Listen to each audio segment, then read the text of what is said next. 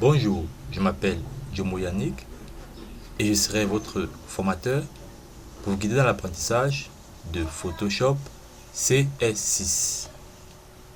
Ce support a pour objectif de vous donner les connaissances nécessaires à l'utilisation du logiciel, mais aussi les méthodes de travail issues du milieu professionnel. Avant de commencer cette formation, laissez-moi vous souhaiter la bienvenue sur ce logiciel de retouche d'image qui est Adobe Photoshop CS6. L'interface générale, ou encore appelée plan de travail, est composée d'une barre de menu qui possède plusieurs commandes, d'une trousse à outils qui possède plusieurs outils, et ces outils possèdent des options qu'on retrouve dans la barre des options,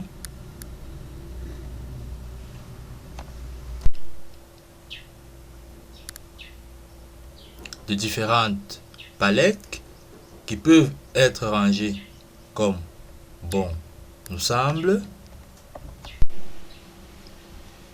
L'image elle-même possède un petit triangle qui permet d'afficher ce qu'on appelle la barre d'état. Cette barre d'état qui renseigne sur le document ouvert. Voilà, nous reviendrons rapidement sur ces éléments. Nous allons finir cette première partie en personnalisant notre interface générale. Nous venons sur Fenêtre. Tout de suite, nous nous rendons compte que les palettes cochées sont visibles, mais les palettes non cochées ne le sont pas. Nous cliquons par exemple caractère et nous voyons la palette caractère apparaître. Nous pouvons simplement déplacer l'onglet caractère qui va quitter et laisser l'onglet paragraphe.